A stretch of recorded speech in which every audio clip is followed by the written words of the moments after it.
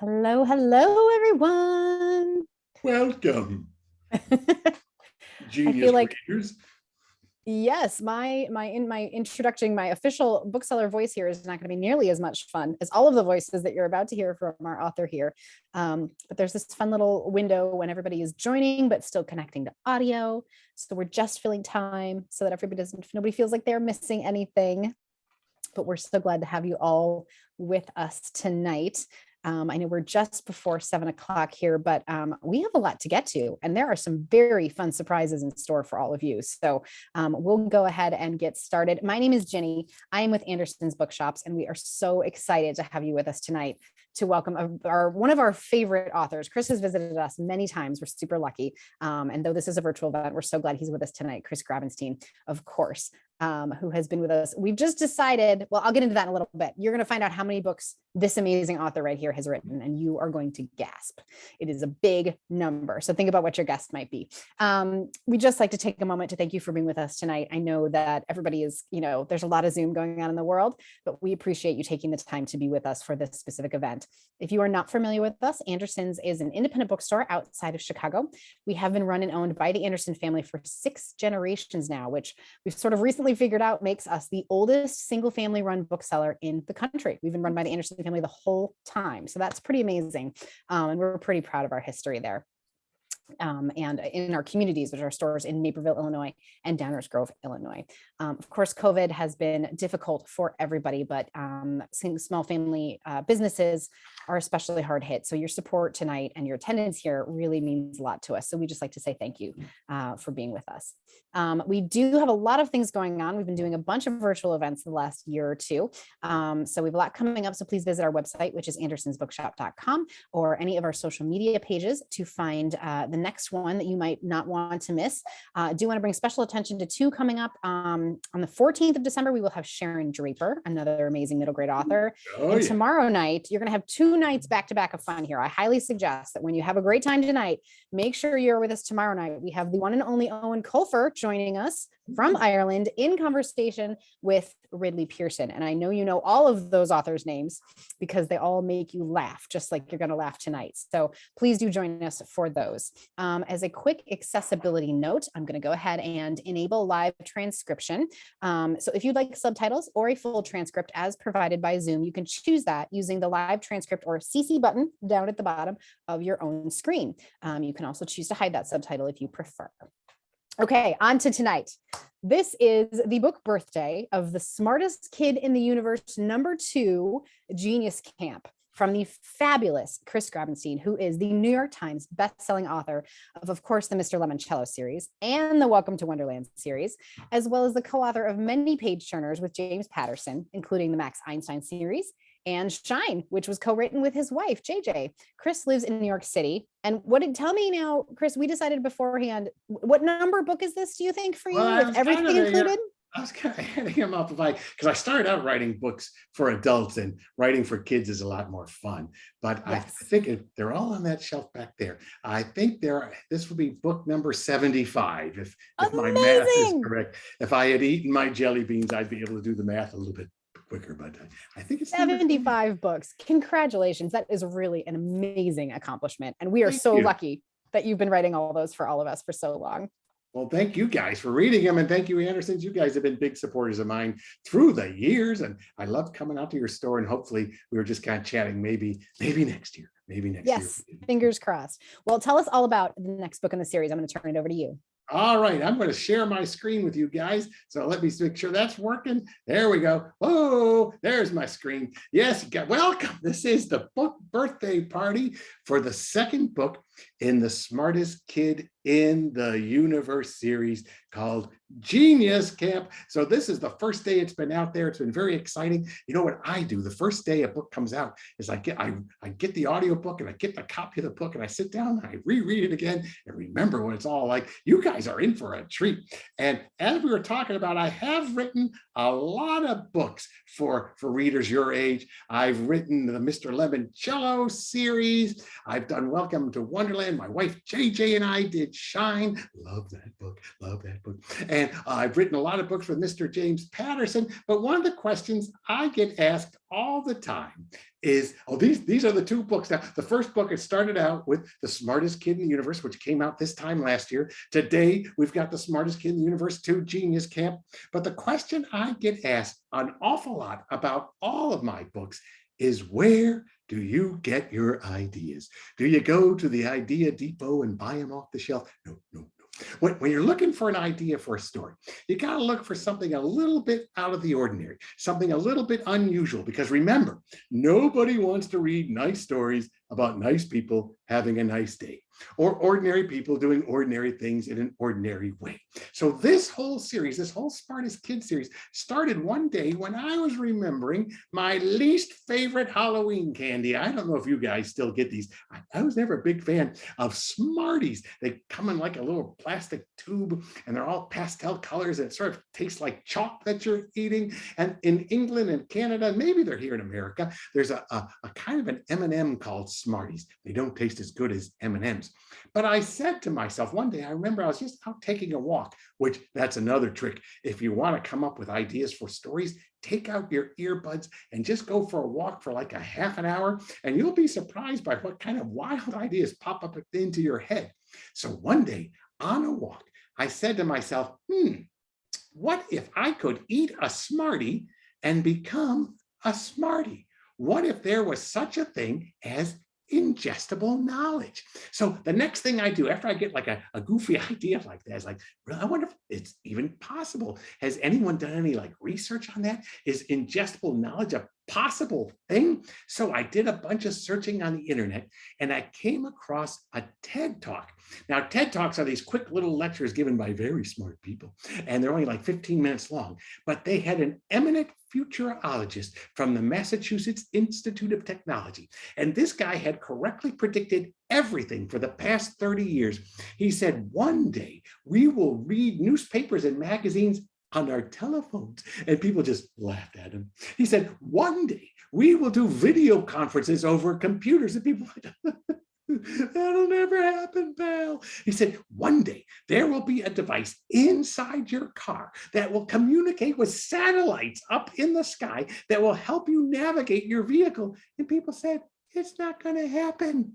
Well, of course, everything this man predicted came true. So at the end of his TED Talk, they asked him, well, what do you think the next big thing is going to be? What do you think is going to happen in the next 30 years? And this is what he told his audience.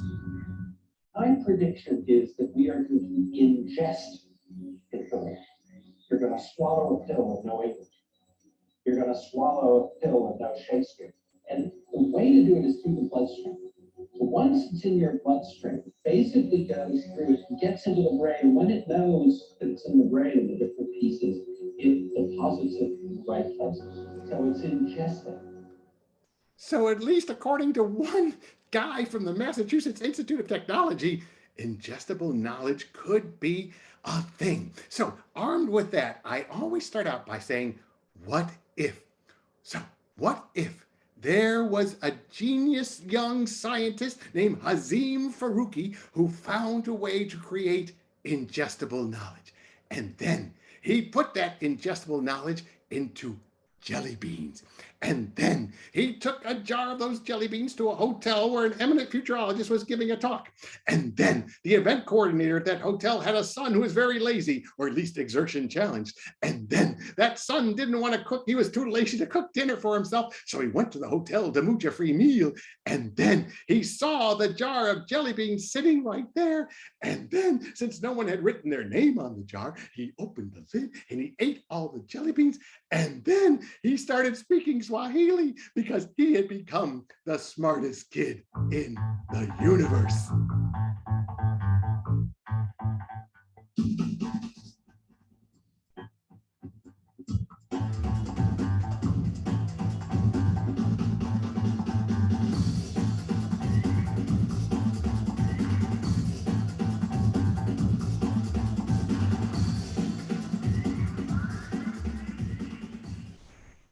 And that's how that book, The Smartest Kid in the Universe, got started, which, by the way, is now available in Paperback. I always wanted to be a paperback writer. And that is how I came up with the idea for this whole series. And every single book that you see on that screen right now, they all started with a big what if. So for all the young writers and the not so young writers, or however old you are out there, one way to start an idea is say, what if? And use that what if like a rock that you drop into a pond and watch all the ripples go out from that one idea. That what if, and then, and then, and then. That's kind of how I get started on all my ideas. Well, that was the first book. Today, we're having the book birthday party for The Smartest Kid in the Universe, book number 2, Genius Camp, where Jake McQuaid, my hero, is going to be tested again. Grabenstein here inside Hazim Faruqi's Jelly Bean Lab. In this first book, Jake McQuaid became the smartest kid in the universe just by eating jelly beans. But somebody else used to have that title, billionaire Zane Simple, and Simple wants his title back. So he invites Jake, Kojo, and 3 other brilliant kids to his Genius Camp, where it's not all fun and brain games. And what about Zinkel's virtuoso supercomputer? It's even more artificially intelligent than Jake. Can Jake save his friends, his family, and his fellow geniuses from Zinkel's diabolical schemes? And what's in those marshmallows? Get ready for some more genius level action, adventure, and fun. Read The Smartest Kid in the Universe Genius Camp, the second book in my Smartest Kid series. So that's what happens in this book. Jake McQuaid is invited to Zane Zinkel's Genius Camp. And Zane Zinkel, he's a pretty intelligent supervillain. You'll find out more about him. But I thought today I would read you guys the first chapter of this book. This is chapter 1 of Genius Camp. 12-year-old Jake McQuaid had never flown a military helicopter behind enemy lines, but it really wasn't all that hard. Sure, bad guys kept firing machine guns and mortars and hydra rockets at him, but Jake and his chopper dodged all the incoming fire. "Well done, son," said the general strapped in beside him. "Just using my math and geometry skills, sir. Now we need to go rescue the hostages." 6 pulsing green dots throbbed on the holographic display projected on the whirlybird's windshield. They showed Jake the precise location of the hostages trapped behind the walls of a heavily armed desert fortress the helicopter was heading to. A nasty new fireball erupted on Jake's right. Another near miss. He jerked the joystick to the left. "Warning," said the onboard computer. "Fighter jet on your tail. Prepare for missile attack." "Two can play at that game," said Jake. He punched in a string of code, an algorithm he'd actually written himself that would command his starboard Sidewinder missile to execute a complex backward loop-the-loop boomerang shot that no chopper pilot had ever dared attempt before. "If the next missile hits us, son, we're toast," barked the general. "Toast! Hold off on the marmalade, sir." Jake punched the launch button. The rocket streaked away in a blistering plume of white. It arced up and over the helicopter, flipped back around, and surprised the enemy jet with a direct heat-seeking hit to its tailpipe. "Ba-boom! Woohoo!" cried Jake, doing a quick arm-chugging, hip-swiveling chair dance. "Well done," shouted the general. "Math and physics, sir. Math and physics." A 2-note danger signal blared. "Fish sticks," shouted the general. "That was our final weapon." More angry warning lights throbbed up and down the control panel. "The bad guys still have rockets, mortars, and a tank." "Good," said Jake. "What?" "Their tank, sir. We're gonna borrow it." Jake tapped another string of code in the chopper's onboard computer. Up until a few months ago, all he could tap were one-finger text messages with lots of emojis, so he didn't have to spell so many words. But then, overnight, things changed. Jake McQuaid became super smart. "I can hack into the enemy system data through heat emissions, then use the thermal sensors of my computer to transfer command and control of that tank's weaponry to me. But the enemy tank is a T-26Z, the heaviest ever built. It's stuck in the mud. It's run out of fuel. It can't move." temporary problems, sir, which, by the way, are way more fun than math problems. Time for a mic drop. Jake deployed the giant super hydraulic and electromagnet positioned underneath his helicopter's belly. The thing was straight out of a scrap metal junkyard. The big grabber was standard equipment on this, the most sophisticated chopper in the military's secret arsenal. It's why Jake had selected it for this mission. It's all tangents and vectors from here, sir. And yaw, you can't forget the yaw. It's in all the flight manuals. Jake flawlessly executed a deft series of moves. He heard the solid metallic thunk the instant his heavy-duty magnet snagged the ginormous tank and hoisted it up off the ground. The thing swung from the helicopter like a 40-ton yo-yo.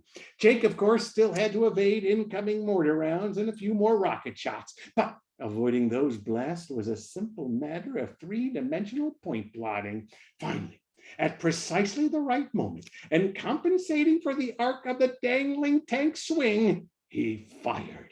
The tank's turret gun blasted a hole in the side of the fortress wall. Jake fired again. The hole became a tunnel. Jake swung the tank sideways. With the flick of a switch, he turned off the electromagnet. The T-26Z flew away and cratered into the desert floor. Free of the tank's weight, Jake could easily maneuver the helicopter into position for a soft landing. The 6 terrified hostages rushed out of the escape tunnel and climbed into the chopper. "Well done, sir," said the general. "You just set a new world record for gunship air battle extreme." Jake heard a buzzer sound. Bells rang. A crowd cheered and chanted his name. He peeled off his headset and virtual reality goggles. Up on the giant video screen in the hotel ballroom, his name was at the top of the leaderboard. So yes, Jake has just defeated the most intelligent computer in the world, created by the tech mogul Zane Zinkel. And Mr. Zinkel, the creator of the Z phone, the Z box, the Z pad, is not too happy because not too long ago, Zane Zinkel was known as the smartest kid in the universe. Now Jake McQuaid has stolen his crown, and Zinkel will have his revenge. I'm not going to tell you anymore, but it gets pretty exciting. For after chapter, it just keeps going. The pages keep flipping. Now, in this book, there are a lot of what we'll call brain games. So everybody make sure you've got your chat open, because we're going to play a little brain game here tonight. And Ginny from Anderson's going to help me out. She knows the answer. And when she sees the first answer pop up in the chat room, she will let me know that somebody has won the prize. Now, this is the prize, by the way, because, you know, Jake McQuaid got smart eating jelly beans. We've got a holiday box of 40 different flavors of Jelly Bellies. And we will send this to you if you get the answer correct. Inside this box, there's orange sherbet, French vanilla, green apple, caramel, corn, Dr. Pepper, watermelon. There's 40 different flavors in here. I may not be able to send this out. I may need to keep this for myself. Okay, here comes today's brain. And this is actually a brain game that's in the book. The book's filled with lots of fun puzzles for you to solve along with Jake and his friends. Here is tonight's puzzle. What is the number of the parking spot where the red car is parked? What is the number? Now you got to use your... Oh gosh, well, we've got a guess here already. And is it correct? Yes. Oh my goodness. Oh my goodness. Who is this genius that just won already? This is Emily.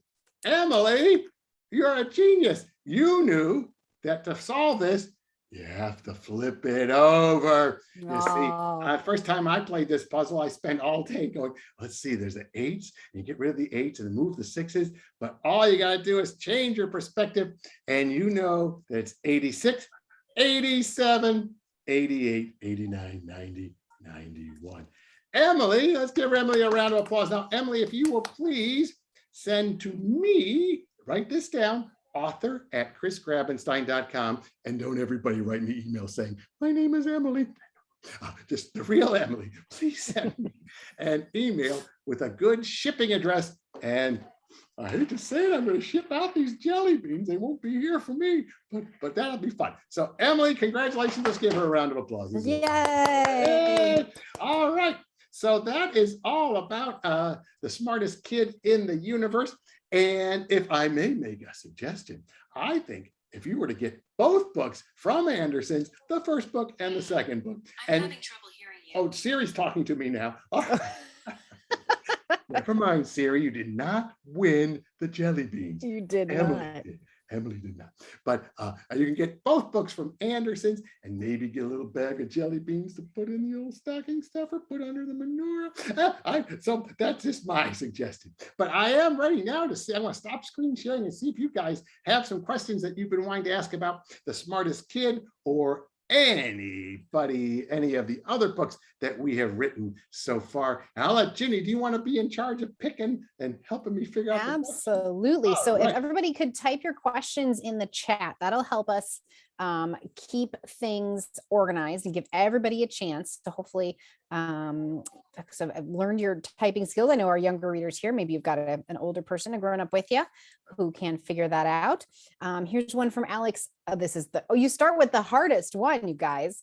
Alex wants to know, what's your favorite book you've written?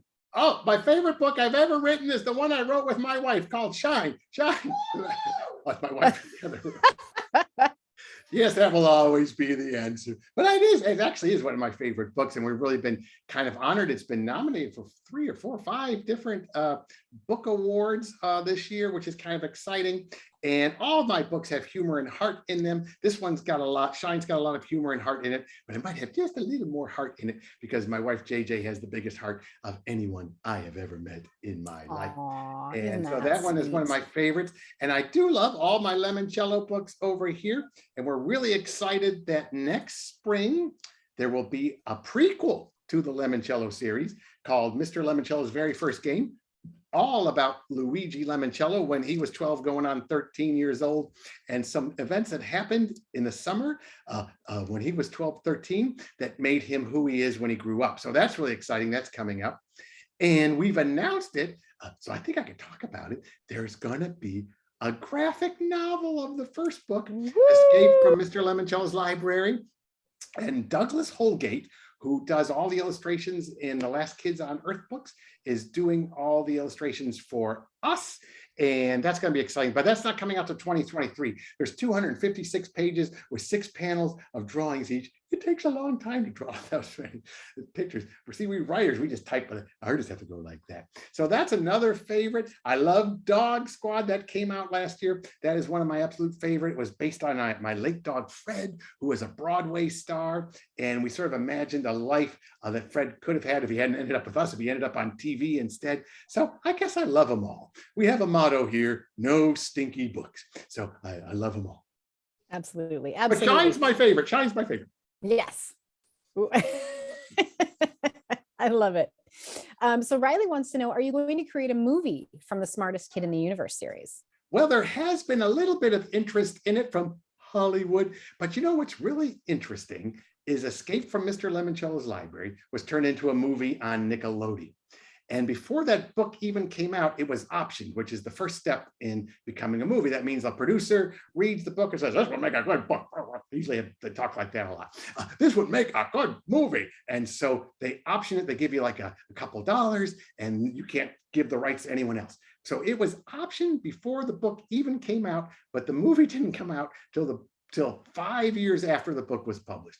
So movies take a really long time. So we'll keep writing the stories, and hopefully someone will grab them and turn them all into movies.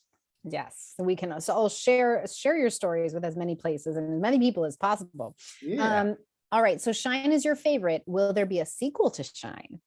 We've been asked that a lot. You know what? One of the things when you're writing stories, all stories are great character transformation machines. A character enters one way, goes through a series of adventures and defeats and victories, and comes out at the other side changed. Now, like Jake McQuaid, still though keeps nagging doubt: are these jelly beans going to wear off? So there's always that internal conflict with Jake McQuaid that allows us to do more stories as he's like, so I solved that problem. I solved the problem of the book, but Faruqi's not doing a good job of coming up with replacement jelly beans. What if this all wears off? What if, unlike Peter Parker, who only had to get one radioactive spider bite, what if I need more jelly beans? So there's always that fear. With Shine, the main character, went through a complete arc and was completely transformed. So I think it would be kind of hard to send her all the way back to the beginning. But that said, we're always up for it. We might think about that. Yes, you need one of those big ideas, and then you'll figure out the right thing to do. How do I send her back to the beginning and make her life miserable? That's the hardest part about sequels, is you got to go, well, they solved their life, but I got to make it miserable for them. Yes, yes, absolutely. All right, so speaking of Dog Squad, Quinn wants to know, who is your favorite dog from Dog Squad? Oh, my favorite dog has got to be Fred.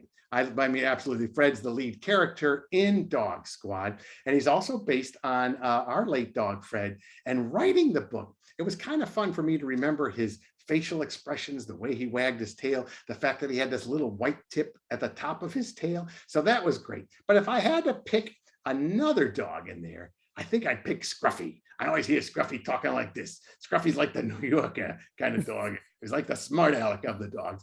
And I also like Reginald, who's the actor. He appears in all the commercials and things. And if you really want a treat, Kirby Hayborn is the actor who before I wrote books, I did improvisational comedy. And Kirby Hayborn is an improvisational comedian. And it's a lot like you guys have in Chicago with Second City.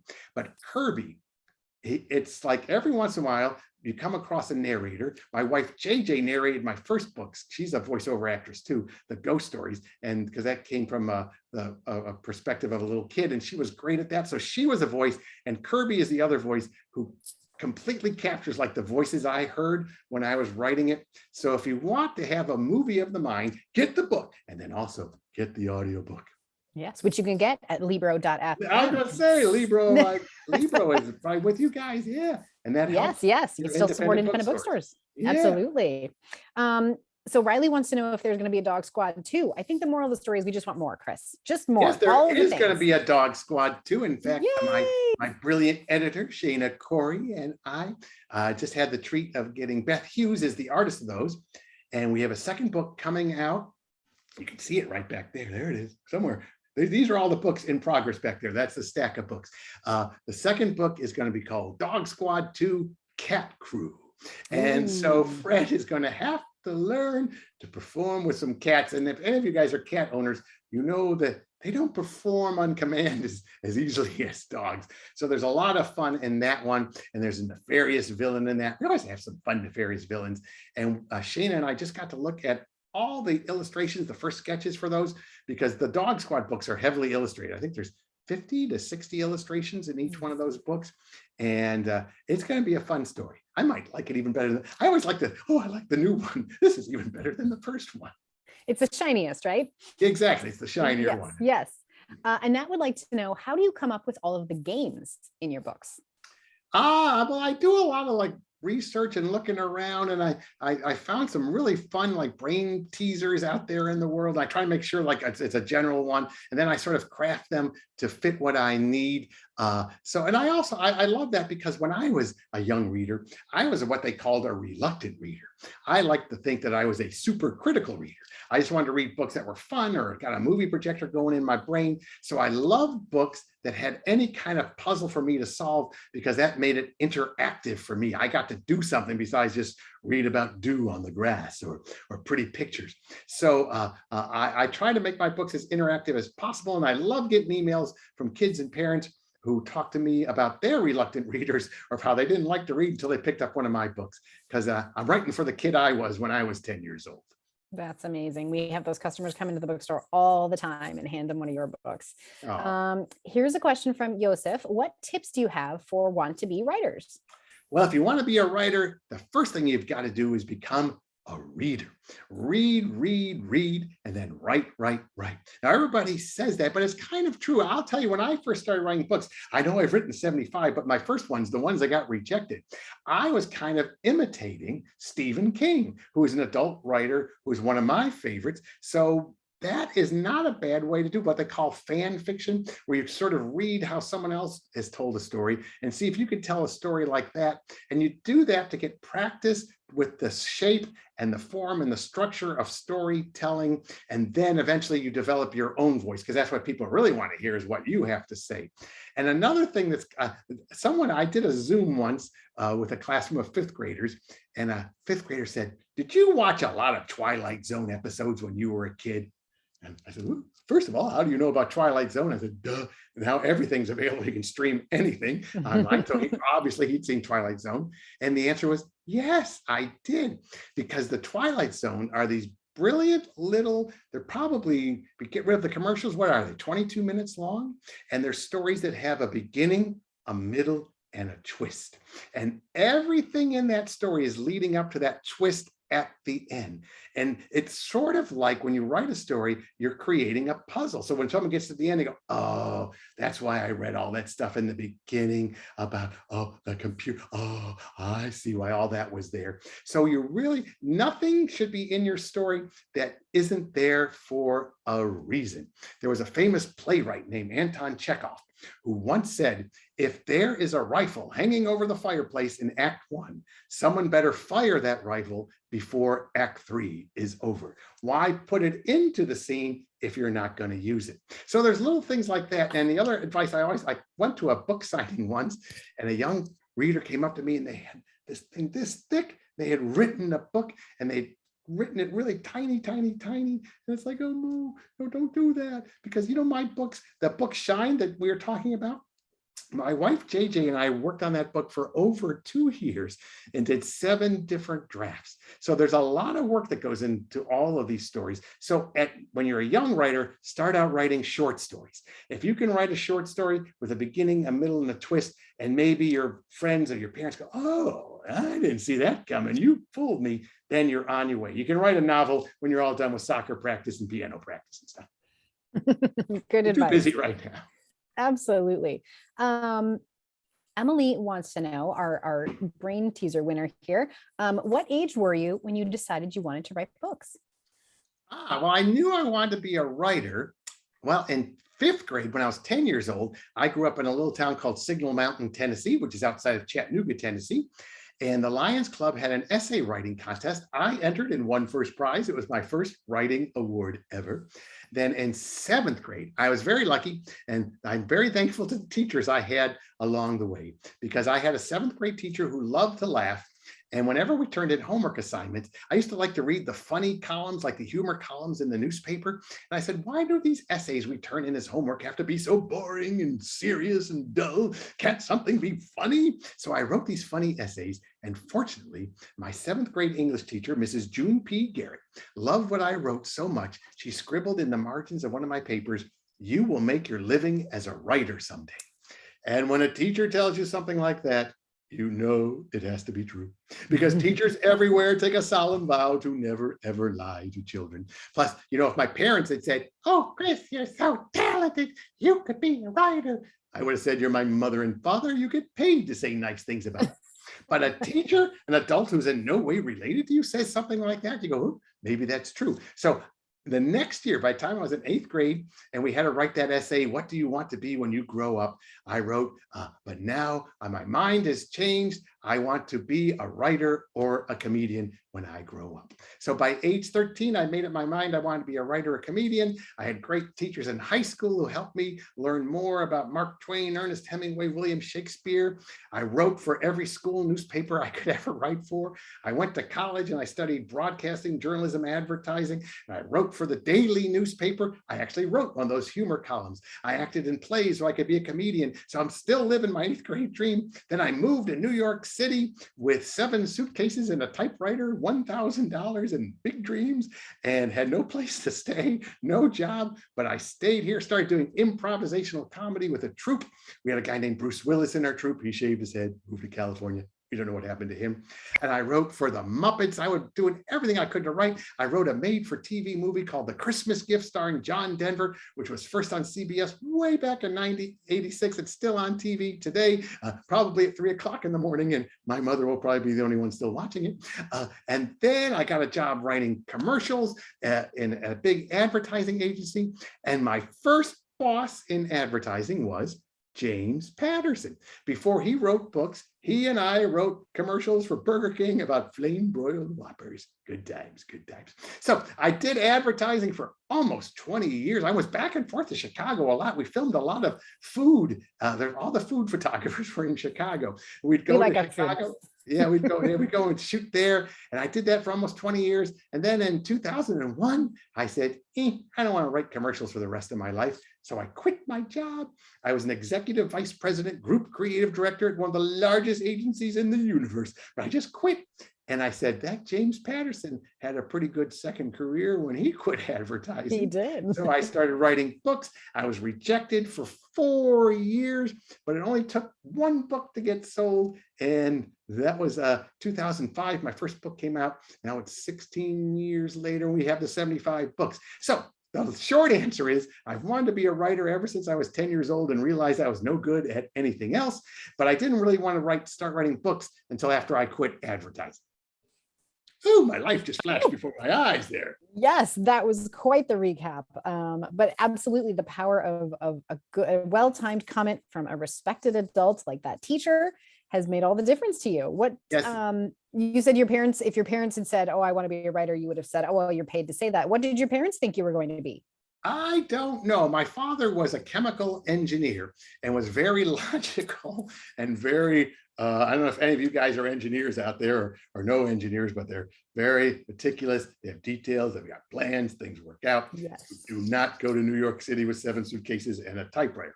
Fortunately, my mother I'm half Greek and my mother is Greek, and she had that we dance on the beach spirit of the Greek people. And she said, do it now or you'll regret it for the rest of your life. So she was the one that said, yeah, go ahead. What have you got to lose? Except New York City was a scary place in 1979 when I first moved here. So yeah, but I think by the time I got into advertising, I think they were very proud of the choices I made. It's very interesting. We were talking earlier that like Luigi Limoncello, as you'll learn in the prequel, he grew up with a lot of ambitious, overachieving brothers and sisters. I've got 3 brothers who are doctors. One's a lawyer, and I'm the kid who moved to New York City. I love that story. I think that's so amazing, though. Right in the middle, and you just laughed at them all and said, I'm going to make my own way. Make my own way. That's fantastic. What amazing story. Here is a great question from Quinn. Are there any genres which you haven't written in that you want to try? Well, you know, I've sort of dabbled a little bit in science fiction. I think if you've ever read my book, The Island of Dr. Libris, which is all about a boy with a big imagination, and there's a thing called the theta net that can transmit his brain waves into real characters coming to life. That's like the closest I've come to doing science fiction. I might want to do something like that. Yeah, I got some ideas like that kicking around, and I've got some ideas maybe for a little bit even younger, slightly younger readers. And I did one picture book, and we've got another one coming out. I'd almost forgotten about it because Leo Espinosa, who did the pictures for No More Naps, is going to be doing the second book, and he's so popular, it's like, yeah, we'll wait for you, because he's so good. It's like, yeah, we'll wait a year or two for you to get free to do it. But we have another picture book coming out called No Is All I Know, and I think that comes out either in 2022 or 2023. The ones with the drawings, they take a long time. They do. Well, that's amazing. We will look forward to that as well. So we've got some eagle-eyed, 2023. You know, your editor, Shayna, is here with us this evening. And she's commenting in the chat that it will come out in 2023. 2023. So thank you for that clarification. I have done like about, I don't know, we've done over a dozen, 15 books together. And people don't realize how important editors are. And Shayna has been like a great partner for me for ever since second Limoncello book, Dr. Libris. I think that's when we first started working together. But it's kind of neat because this morning I was listening going, oh yeah, Shayna made that suggestion. That's why that scene works a little better than it did the first time I wrote it. Oh yeah, Shayna had that idea. So editors don't get enough credit. They're like the directors of a play or the conductors of an orchestra. We all hear the music. Oh, those musicians are great. Or that play was terrific. But it's the director, and the editor is like that. And if you can find a good editor, someone you can trust who isn't just going to tell you, oh, you're great, but can help you shape your thing and make it better, that is fantastic. Amazing. They also remember when books are coming out. Yes, they do. So we've got some eagle-eye fans here who want to know, is there a red Mr. Lemoncello poster behind you? Let me see here. What we got behind me? Over here, these are some posters that there was some book conference I went to, and they tried to put every book of mine on a poster. That might have been our conference. I think No, this was a mystery. This was BoucherCon, I think. Okay. I was a guest of honor or something there. This is my favorite thing of all up there. Behind all the awards for Mr. Lemoncello, this is the most exciting one, a box of Cheez-Its, where if you've got enough box tops, you've got a copy of Mr. Lemoncello. And I love that because when I was a kid, one of the ways my mother helped us learn to read was we always had to read the backs of cereal boxes at the breakfast table. And also we had to read any signs that we passed on the road. I drive my wife crazy because I still do that today. Gas up ahead. Ooh, exit coming up. So we don't have to read them all anymore. Yes. So yeah, yes, we learned math. We learned math in my family by calculating what the sale price of an item was.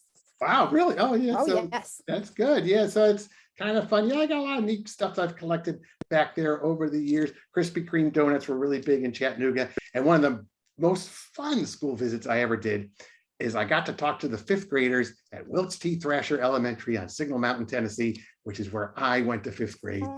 And the curtain was still the same. It was still the same blue velvet curtain, had a few extra stains on it than it did when I went to school decades earlier. That's my first typewriter. That was actually my mother's typewriter. And she made us all learn how to type when we were like in 5th or 6th grade because she got tired of typing our homework assignments for us. So yeah, I got a lot of fun stuff back there. Yes, it's a wonderful background. I love it. Here's a question from Annette. How many books are you writing at one time? I think the answer is all of them from what all you of them, said. yes. Let me see. I think currently we're doing like 5 books a year. I'll do 2 of my own, and then I do 2 or 3 with James Patterson. So yeah, I'm working on, I usually divide the month in half. I work 2 weeks for a book for myself and 2 weeks for a book that I'm doing with James Patterson. So right now we're working on Treasure Hunters. We're finishing up. Oh, what do I have here? Oh. There's going to be another Smartest Kid in the Universe book. Oh, Title subject to change, but yeah, this is with Shana right now. So that's the 3rd book in the Smartest Kid series. I think that's going to come out in 2023. what a treat to get to see that. Yeah, so that's what they look like when they get started. So yeah, I'm working on a lot of books all the time. That's amazing. That's amazing. Shana is noting that you're very kind to say good things about her. I think that's an amazing relationship. Well, it's all true. What you've been writing for a long time. What do you find different that writing now from when you originally started in this and writing for middle grade readers? Wow, that's anything different. It's still, it's kind of interesting. It's kind of the same. I've been enjoying watching the Beatles documentary Get Back on Apple TV and just watching them kind of brainstorm and come up with like, that's a famous song. It's like, but just to see how it starts. So I've kind of been doing this the same way since I used to write commercials. I used to have a dog named Buster, and I'd take Buster out for a walk in the morning, and I wouldn't listen to anything even before the days of earbuds, because you've got to like be kind of like in a daydreaming state. And I often say to JJ, my wife, like, it's amazing that I've made my living for almost 40 years daydreaming. I just go out and I think up an idea and say, what if, and then spin it out and polish it. I also have been a student of, I love listening to podcasts from where other writers talk, and I'm a student of story structure and screenplay structure, which becomes very handy in writing stories. So I don't think much has changed. I still think everything I write is terrible. I get halfway through it. Every author you ever talk to will say, this stinks. I get to a point where stuff, this is horrible. No one's going to want to read this. But then somehow you power through it and you keep going. So, but that has been the same for many years. And the thing I have learned more than anything, I guess I learned this in advertising, because in advertising, for every commercial that you guys see on television, there were probably 500 scripts that were rejected.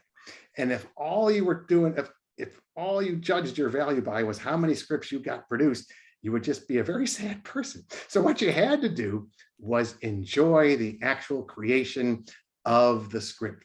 And the same thing holds true for books, stories, whatever you're working on. Have fun while you're doing it, because that's the part that you have control over.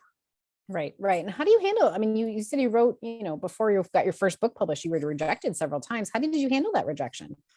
I cried a lot. No, it was You ate some jelly beans. it was interesting. Publishing is way more polite than advertising. In advertising, to be the big boss of whatever company, that stinks. I can only assume you're showing me the worst commercial script first. And you just, so those rejections were fast and furious. With publishing, the rejections were typically, this is very well written, you've obviously got talent, but it's just not a story that we think matches up with what we need in our list. So I've always been very appreciative of how nice everybody is in publishing. They may not realize how nice they are. You have to work in something like advertising to realize how nice publishing is. Okay, all right. Well, Riley really wants to know, I think we've answered this a little bit, but Riley wants to know if there's going to be a Mr. Limoncello number 6. You said the one that we're getting next is actually a prequel. It's a prequel. That'll be number 6. And we're talking, we kind of left everybody hanging with the end of the number 5, Mr. Limoncello and the Titanium Ticket. It hinted that there would be maybe another titanium ticket or 2 given out. So I think there might be some more books after that. But right now we're focusing on the prequel, which is really a lot of fun, especially if you're a fan of the series. We call them Easter eggs, where you go, oh, that's why. Oh, that explains. That's why he loves balloons so much. Oh, yes. That's where he learned to say that or whatever. And it's going to be a lot of fun, I think. And if you haven't read any of the books, the prequel will be a great place to start the whole series. So we wanted to make sure that there were enough treats for people who love the series and know it, but also it could be a new doorway for people who just are picking up a Luigi Limoncello book for the first time. That's awesome. Well, we have that to look forward to. That is very, very exciting. We've got time for a couple more questions if folks have them in there. Riley, the newest book is Smartest Kid in the Universe, number 2. That just came out today, as a matter of fact. It can't get much newer than this book, which I believe is available at Anderson's. Am I correct? You are indeed. In fact, signed copies are available at Anderson's. That's right. So, yes. So if anybody else has a question, please do drop that in the chat. I'm curious, I know you've worked with James Patterson, obviously you've had a long relationship with him. What are some other authors that you read on the middle grade shelf? Oh, I love Steve Sheinkin. He's a little bit, he's kind of upper middle grade. Yeah, he's like 7th and 8th grade. I love his nonfiction stuff. I love anything by Jenny Holm. You can't go wrong with Jenny Holm. I love everything Jason Reynolds does. I had fun editing a collection, the Mystery Writers of America, which is a sort of association of people who write mysteries, asked me to edit a collection of short stories.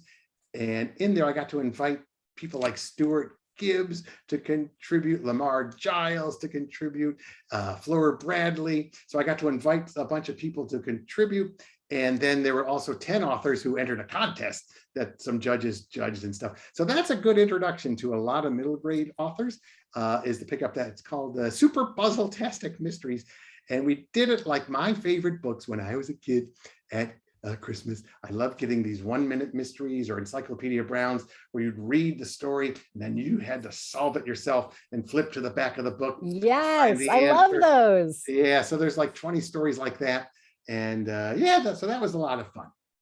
That's amazing. Yes. And I think Stunt Boy out today, Jason Reynolds' newest book. I think that's today as well. Yes, this came out today. Yes. Yes. We just unpacked those in the basement of the bookstore today. So I love lots your basement. Of great things. The basement of Anderson's bookstore reminds me of my basement when I was a kid growing up in Buffalo, New York. There's metal poles down there, and we used to run around and bang our heads into those metal poles. I've yet to do that in the basement of Anderson. Yeah, let's not do that in our basement. We like to say that's where the magic and the dust happens, is in the basement of the bookstore. But yes, lots of times. Well, we are so grateful for your time, Chris, and for all of you who have joined us. Anything you want to leave us with tonight? No, it's interesting that while I was listening and reading the book again today, I realized that some kids are going to be surprised when they see that their names appeared as characters in the book. So always, if you've been sending me like emails and stuff, or if you sign up for my Facebook page or my email list, your name might appear something, because sometimes we just need character names. And yes. I heard these, oh yeah, I just picked those up. So there are going to be some surprise readers out there. Oh, fantastic. Well, that's a little Easter egg for them to find. Yes, exactly. I won't say indeed. Right. Yes. Keep us in suspense for that. Well, Yes. I'd like to thank all of you for being with us tonight. This has been so much fun. What a lovely way to end a Tuesday. And for those of you who did purchase a copy of the book through us, thank you. You will get an email from us via Event Combo when that is either ready to be picked up if you're nearby, or will be shipped out to you. So keep an eye open for that. And Chris, as always, thank you so much for everything that you've given to readers and to bookstores. We are so, so grateful. And I know your readers here are so as well. Oh, well, thank you. I just can't wait till we get back to Chicagoland. Yes. Well, we've got some food here for you, and we'll have some laughs too. So Okay. as soon as it's safe, we'll get you here. Deal? Deal. Shayna, did you hear that? And Deal. Lily? Yes, Lily, thank you. Lily organized all this, and Shayna, Michelle, and thank you, Andersons, again, for always having me in. It's always fun. Always. Well, thank you so much, everybody. All Be right, safe thanks, out there. everybody. Happy And remember to reading. eat your jelly beans. Eat your jelly beans. All right. Bye-bye.